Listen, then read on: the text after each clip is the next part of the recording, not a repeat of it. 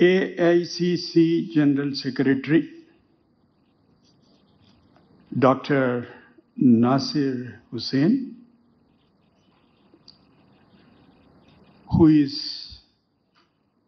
my friend, philosopher and guide for the present in this present election. He is carrying the burden on his shoulders, and I must confess, I am unable to match my strides with him. ఆయనకు రాత్రి లేదు, పగలు లేదు, పొద్దున లేదు. ఆయనతోటి పరిగెత్తాలంటే నాకెక్కడవుతుంది.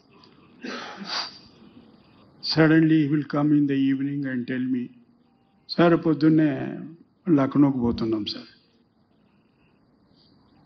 ఇట్లా జరుగుతూ ఉంది దేశం అంత ప్రయాణం. డాక్టర్ నసీర్ హుస్సేన్ గారికి,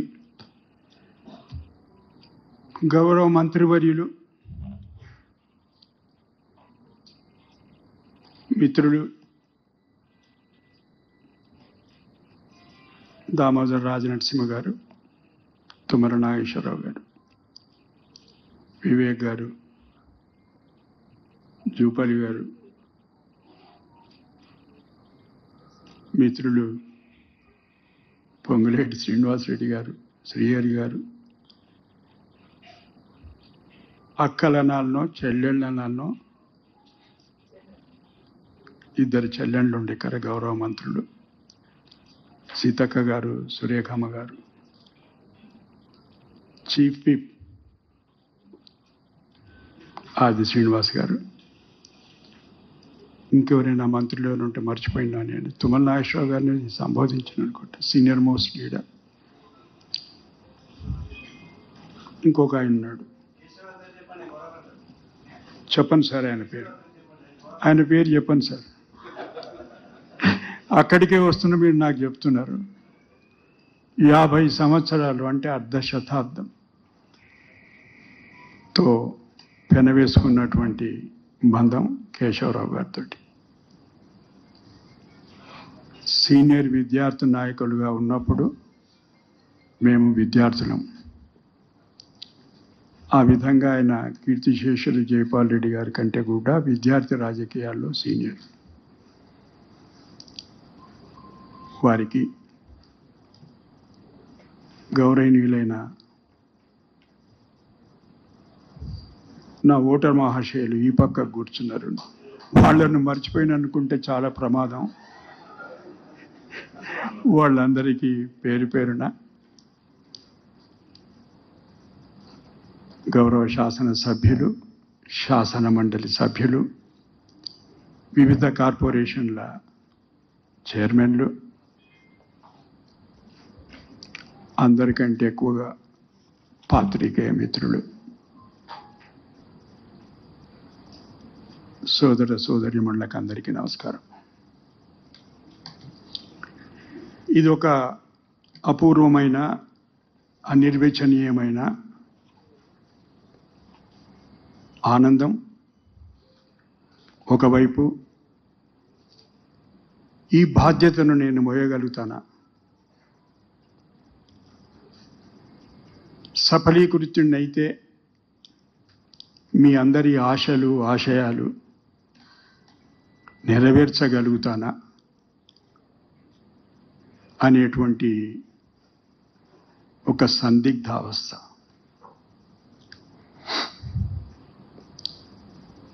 నన్ను ఢిల్లీలో పాత్రికేయ మిత్రులు ప్రతిరోజు ఏదో సందర్భంగా మాట్లాడుతూనే ఉంటాను వాళ్ళతోటి. కానీ నాకు ఒక చిక్కు వచ్చింది. అది ఏమిటంటే, నా ప్రత్యర్థి వారు కనబడరు, మాట్లాడరు, తెలియదు, ఎక్కడున్నారు, ఏం చేస్తున్నారో తెలియదు. అంటే అభ్యర్థులు ఇద్దరు మాట్లాడుతుంటే ఒక సంవాదం, ఒక సంభాషణ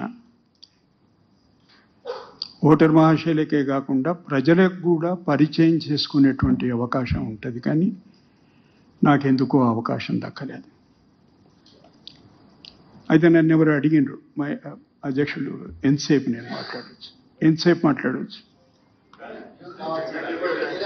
అట్లా చెప్పకండి సార్. అట్లా చెప్పితే ఒకవేళ రేపు నేను అక్కడ కూర్చుంటే మీరు ఎంతసేపు అయినా మాకు సమయం ఏంటంటే కుదరదు. మరి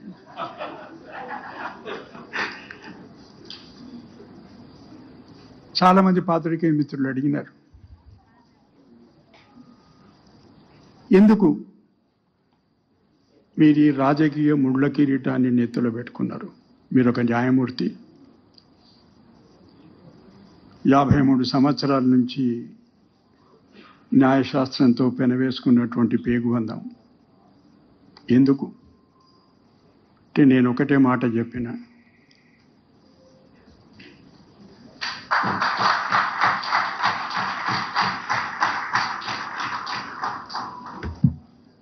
భారత సంవిధానంతో 53 ఏళ్లుగా నా ప్రయాణం కొనసాగుతుంది. ఇది అదే ప్రయాణంలో ఒక అంతర్భాగం మాత్రమే.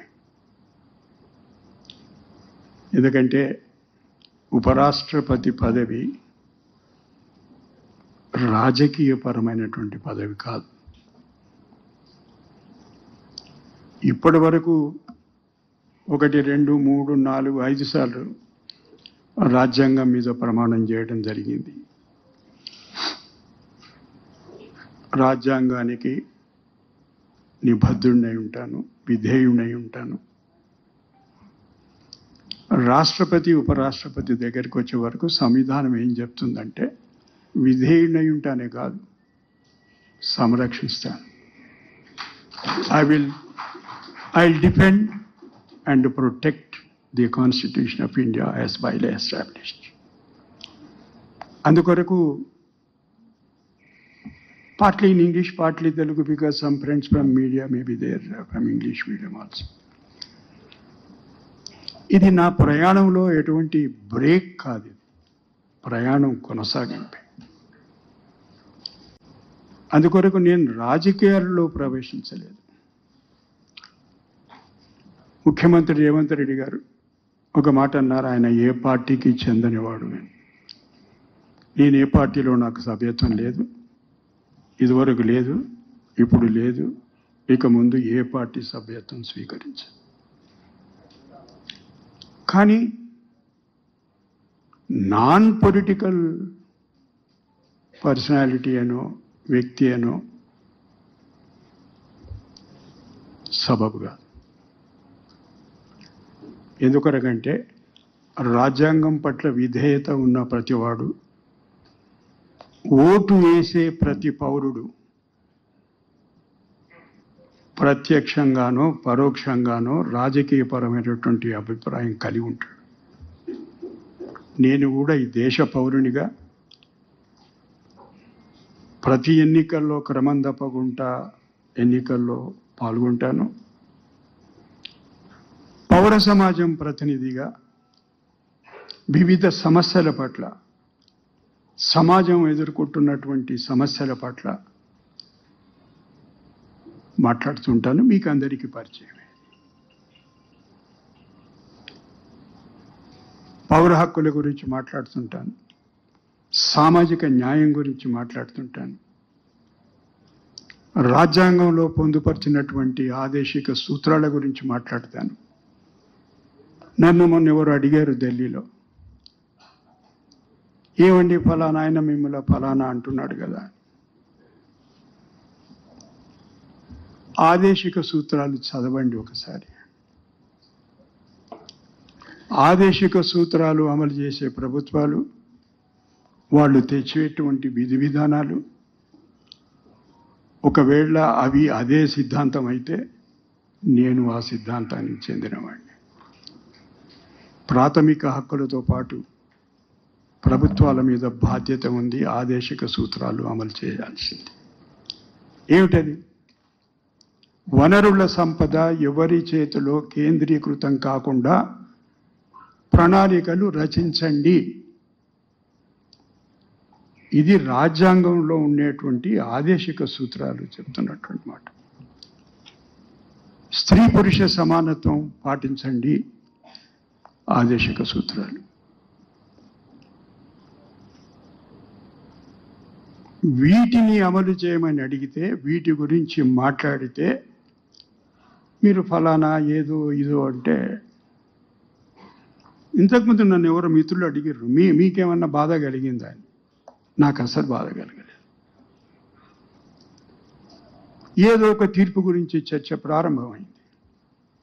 నేను ఆ చర్చను ఆహ్వానించిన. వాళ్ళు ఏమనుకున్నారంటే, ఈ మాట అంటే భయపడి వెనుకకు తగ్గి నాకెందుకు వచ్చిన ఈ గందరగోళం, నాకెందుకు వచ్చింది అది అనుకుంటాడేమో అనుకున్నారు. But I'm prepared to face the challenge and enter in to a dialogue with them.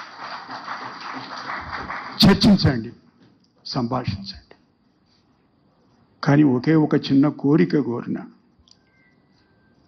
మహాశయ తీర్పు చదవండి.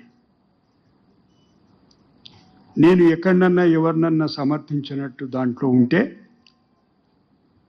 నేను శిరస్సు వంచి మీ మాటను గౌరవిస్తాను. మీకు అందరికీ సెక్రటరీలు ఉంటారు కదా, ముందు వరుసలో కూర్చున్నవాళ్ళు. ఆయన వచ్చి మీ చెవులు ఏదో చెప్తాడు, అప్పుడు మీరు ఏదో చెప్పేస్తారు. సమస్యలలో ఇరుక్కుంటారు. ఒక సుప్రీంకోర్టు తీర్పు గురించి మాట్లాడేటప్పుడు సుప్రీంకోర్టు తీర్పు చదివి మాట్లాడాలి. తర్వాత అది నా తీర్పు ఏమిటి? నేను అంతకన్నా గొప్ప తీర్పు ఇప్పుడు ఒకటి రేపు రాస్తాననుకో, ఏమవుతుంది? దాని విలువేంటి? సుప్రీంకోర్టు తీర్పు incidentally I have authored it. నేను దాని రచయితను మాత్రమే. నాకంటే ముందు, నా తర్వాత 11 మంది న్యాయమూర్తులు కలిసి ఆ కేసు విన్నారు. దాంట్లో ఒక అక్షరం, ఒక కామ, ఒక ఫుల్ స్టాప్, ఒక సెమికోలన్ ఎవరు మార్చలేదు. ఈ విషయాలు తెలుసుకొని ఉంటే అటువంటి భాష, పరిభాష, ఆ పదప్రయోగం జరిగి ఉండేది కాదు. ఇది ఒక అంశం. ఇంకేమైనా కారణాలు ఉన్నాయా? మీరు ఎందుకు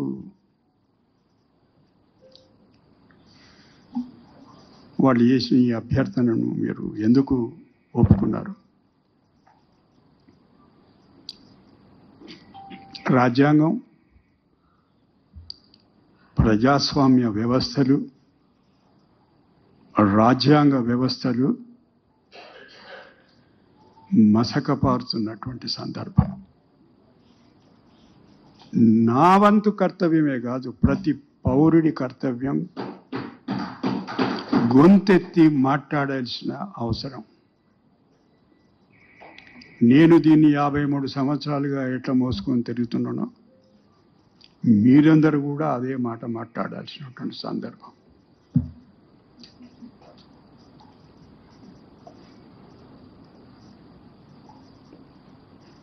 ముఖ్యమంత్రి గారు ఇంతకుముందు మాట్లాడుతూ ఇండియా కూటమి అభ్యర్థి అన్నారు. సార్, ఒక చిన్న సవరణ. ఇప్పుడు నేను ప్రతిపక్ష పార్టీల అభ్యర్థిని. అరవింద్ కేజ్రీవాల్ గారు మీ ఇండియా బ్లాక్లో సభ్యులు గారు. నేను ఢిల్లీలో చేరిన మరుసటి రోజే ఇండియా కూటమి ఎప్పుడైతే అభ్యర్థిని ప్రకటించిందో, వాళ్ళ అభ్యర్థిగా మొదలు కాంగ్రెస్ పార్టీలో చర్చ జరిగింది. తర్వాత మళ్ళా ఇండియా కూటమి నేతల మధ్య చర్చ జరిగింది. నా అభ్యర్థిత్వాన్ని ప్రకటించినప్పుడు కేజ్రీవాల్ గారు, మీరు ఏ పార్టీకి చెందని వ్యక్తి, నేను ఇండియా కూటమిలో భాగస్వామిని కాను, కానీ మీ అభ్యర్థిత్వాన్ని బలపరుస్తాను. నేను ఆయన పోయి మర్యాదపూర్వకంగా కలవడం జరిగింది. ఆయన బయటకు వచ్చి నేషనల్ మీడియాను సంబోధించి మా పూర్తి మద్దతు ప్రకటిస్తున్నాము అని చెప్పి. అట్లే ఇంకా కొన్ని చిన్న చితక పార్టీలు, ఇండిపెండెంట్ సభ్యులు వాళ్ళ మద్దతు ప్రకటించినటువంటి సందర్భం.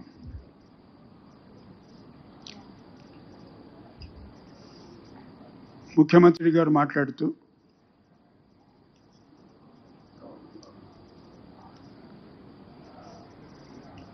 ఎన్నికల గురించి ఏదో he has his own style of conversation. ఏదో మాట అన్నాడు, ఫలానా ఎన్నికల ఏదో అని. నేను అవన్నీ అన్నాను, కానీ ఎన్నికల ప్రక్రియ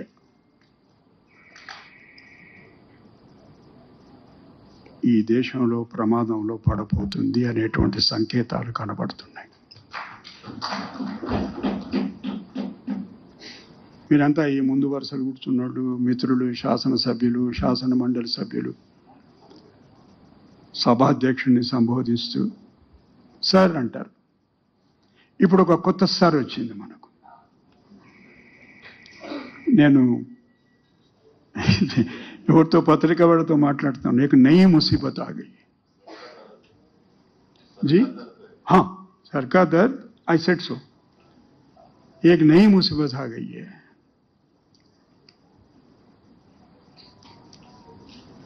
ఎన్నికల సంఘం అత్యున్నతమైనటువంటి రాజ్యాంగ వ్యవస్థ. కృష్ణ అయ్యర్ గారు, జస్టిస్ కృష్ణ అయ్యర్ గారు ప్రపంచ ఖ్యాతి గడించినటువంటి న్యాయకోవిదుడు. ఎన్నికల సంఘానికి ఉండేటువంటి అధికారాలు ఏమిటి, ఈ ఫలానా అధికారం వాళ్లకు లేదు కదా, ఎట్లా చేస్తున్నారు వాళ్ళు అన్న ప్రశ్న వచ్చినప్పుడు ఒక మాట వాడిండు ఆయన, రిజర్వాయర్ ఆఫ్ పవర్ అని. కానీ రిజర్వాయర్ ఆఫ్ పవర్ అని వాడిన సందర్భం ఏమిటి? In order to conduct free and fair elections, మీరు ఆ పని చేయదలుచుకున్నప్పుడు చట్టంలో లేనిది, రాజ్యాంగంలో లేనిది మీరు ఆ పని చేయడానికి సరిపోకపోతే మీరు మార్పులు చేర్పులు చేసుకోవచ్చు. అది రిజర్వాయర్ ఆఫ్ పవర్. అంటే మా ఇష్టం వచ్చినట్టు మేము చేసుకుంటాం, మీ ఇష్టం వచ్చినట్టు మీరు చేసుకోండి అనేది కాదు రిజర్వాయర్ ఆఫ్ పవర్. మీరందరికీ తెలుసు, మీరంతా విఘ్నులు, శాసనసభ్యులు, శాసన మండలి సభ్యులు, మంత్రివర్యులు, సుదీర్ఘమైనటువంటి రాజకీయం ఉన్నట్టు కేశవరావు గారు ఉన్నారు. ఈ దేశంలో ఉండేటువంటి ప్రజలు మొదలు ఓటర్లు అయ్యి తర్వాత సిటిజన్స్ అయ్యి. The process of enrolment, preparation of draft electoral rolls commenced in September 1947. స్వాతంత్రం వచ్చిన ఒక నెల రోజుల తర్వాత, in anticipation of the constitution. అందుకే ఎవరొక సుప్రసిద్ధ వ్యాఖ్యాత జ్ఞాపకం రావటం లేదు. The people of this country have become voters first and citizens later. అంత ప్రాముఖ్యత కలిగినటువంటి ఓటు హక్కు ఎన్యూమరేషనిజం అని ఒక పదం వాడినామన్నా. Everything is enumerated. Parliament's power is enumerated in the constitution. State assemblies' power is enumerated in the constitution. Supreme court's power is enumerated in the constitution. Likewise, the enumeration of voter list. మీరందరూ సుదీర్ఘంగా రాజకీయాల్లో తలలు పండినటువంటి వాళ్ళు. Voter list ఒకే ఒక document where doesn't mention about any caste, any community, any religion. Universal adult suffrage. విదేశాల నుంచి తిరిగి రాగానే బాబాసాహెబ్ మొట్టమొదటి సౌత్ బరో కమిటీ ముందు ఈ విషయం ప్రస్తావించాడు. అది ఒక దృక్కోణం ఏమిటంటే, సామాన్యునికి ఓటు హక్కు ఇస్తే అత్యంత దరిద్రమైనటువంటి పరిస్థితుల్లో ఉన్న తన వాళ్లకు ఒక ఆయుధం, it would be an instrument to empower themselves అని అనుకున్నాడు ఆయన. 1928 ఆల్ పార్టీ కాన్ఫరెన్స్.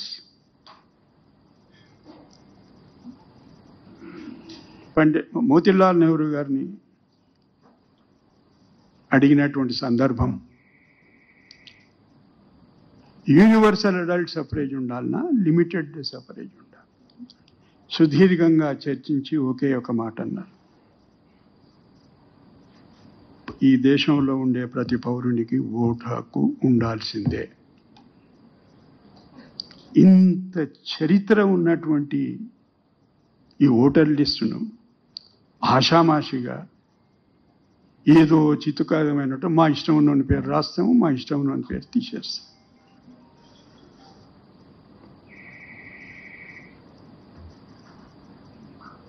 ఇక ప్రజాస్వామ్యం ప్రమాదంలో పడకపోతే ఓటర్ లిస్టును మా ఇష్టం వచ్చినట్టు తయారు చేసుకుంటామంటే ఎట్లా కుదురుతుంది? ఎట్లా సాధ్యమవుతుంది? ప్రజాస్వామ్యం ఎట్లా బతుకుతుంది? ఇదొక అంశం నేను మీ ముందు వచ్చి నిలబడడానికి. ఇది చాలా తీవ్రమైనటువంటి విషయం. బీహార్లో జరుగుతున్న పోరాటం ఏదో ప్రతిపక్షాల మధ్యన వాళ్ళ మధ్యన జరుగుతున్నట్టు పోరాటం కాదది. బాబాసాహెబ్ అండ్ మహాత్మా మొట్టమొదటిసారి agreement was on universal adult suffrage in the third round table conference. మొదటి రెండింటికి మీకు తెలుసు పోలేదు మహాత్మా, మూడో దానికి పోయినప్పుడు దీని మీద ఏకాభిప్రాయం.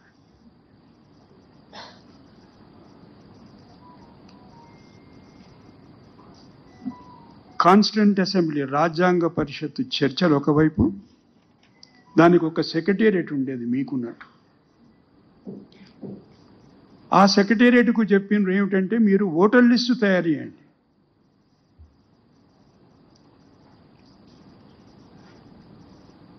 $48 million of people's voter list, the first election. అంతకుముందు దాంట్లో 84% ఎప్పుడు ఓటు వేయలేదు. ఎందుకంటే వాడికి ప్రాపర్టీ లేదు, ఎడ్యుకేషన్ క్వాలిఫికేషన్ లేదు. మొట్టమొదటిసారి ప్రతి పౌరుడు అనేవాడు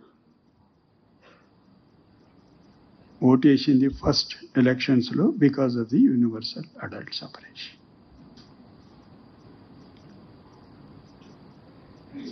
ఇంత క్రిటికల్ ఇష్యూను మనం అందరం పట్టించుకోకపోతే, ఎవరు పట్టించుకోకపోతే అదొక కారణం నన్ను ప్రేరేపించింది మీతో పాటు ముందుకొచ్చి ఒక అడుగు వేతాం, ఏమైతో చూద్దాం అనిపించింది.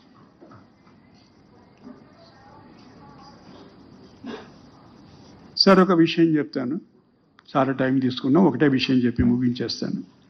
తర్వాత పత్రికల వాళ్ళు ఒకవేళ ఏమైనా ప్రశ్నలు ఉంటే సమాధానం చెప్పే ప్రయత్నం చేస్తాను.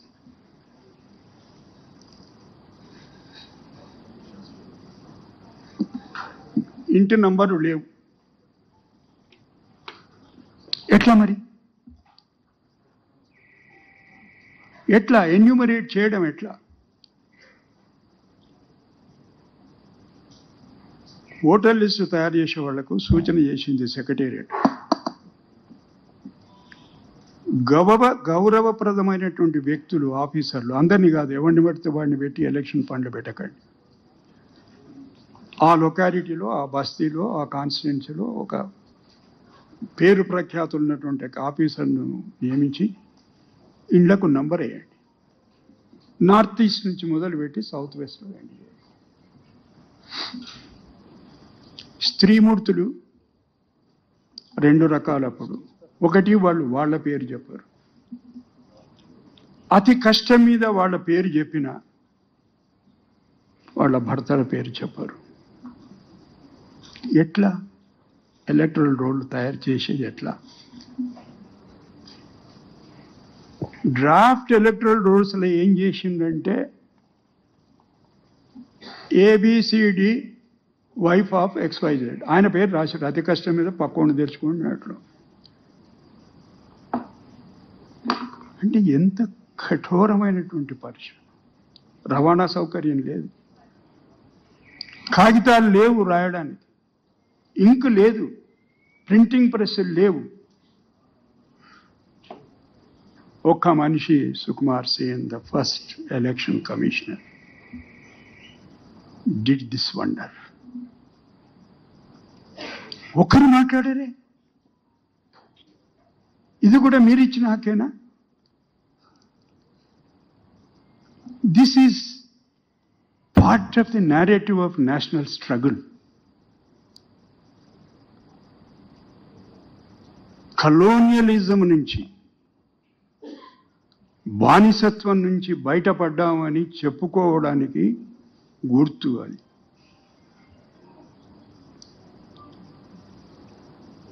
ఇవన్నీ విషయాలను పక్కకు పెట్టి మేము ఏదైనా చట్టం చేస్తాం, మాకు మెజారిటీ ఉంది. Ours is not a majoritarian state. Ours is a multilingual, multicultural, multi-religious society.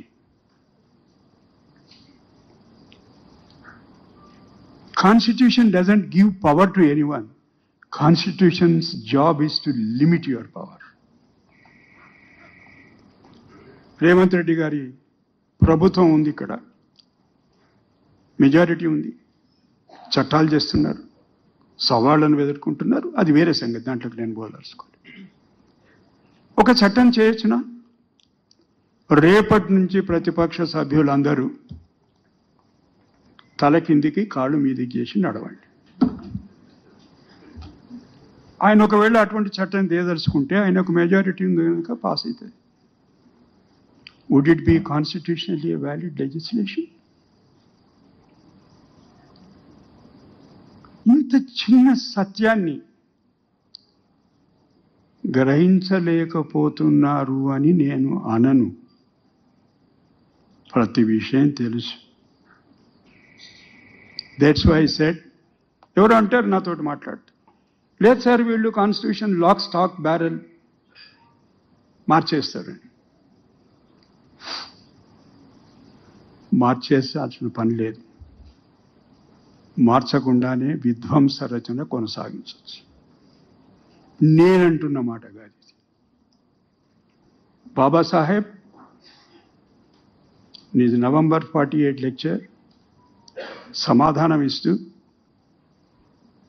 Nageswararao గారు లేచేమో, ఏమండి ఇంత పెద్ద చాటభారతం రాసే మీరు ఎట్లా దీన్ని, దామోదర్ గారు లేచేమో, ఏమండి మరీ ఇంత చిన్న రాసిండ్రు, ఏమర్థమై చావటం లేదు. ఒక ఆయన్నేమో సీతాక లేచేమో చాలా రిజిడ్గా ఉందండి, సురేఖమ్మ లేచేమో చాలా ఫ్లెక్సిబుల్ చేశాడండి, ఎవడంటే వాడు ఎప్పుడంటే అప్పుడు అమెండ్ చేశాడు. ఆయన ఒక మాట చెప్పాడు, ఇంతకంటే 10 రెట్లు 1000 రెట్లు 1,00,000 రెట్లు మంచి రాజ్యాంగం రచించుకోండి. మీరు మంచి వాళ్ళ చేతిలో ఉన్నంత వరకే దానికి రక్షణ. అది ఎవరి చేతిలో పడకూడదో వాళ్ళ చేతిలో పడితే ఏమన్నా రాసుకో, విధ్వంసం జరుగుతుంది. ఎట్లా దాన్ని అరికట్టేదంటే, ప్రజలు properly constitutionally legally prepared electoral roll. రాజ్యాంగానికి ఎలక్టరల్ రోలుకు ఉన్నటువంటి అవినాభావ సంబంధం.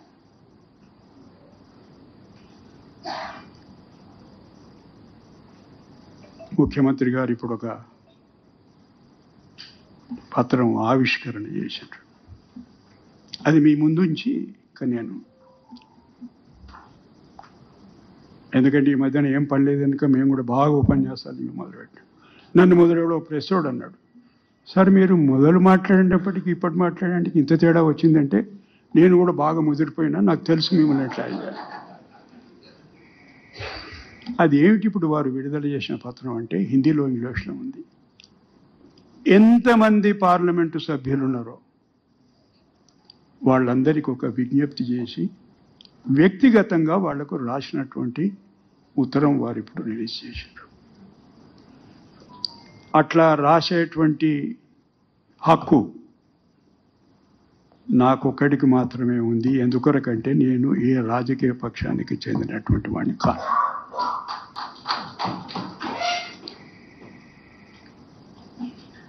మీకందరికీ మీ సహనాన్ని పరీక్షించినందుకు మన్నించమని అడుగుతూ నమస్కరిస్తూ సెలవు. అసలైన తొలి వెలుగు. ఫాలో వాట్సాప్ @తొలి వెలుగు official.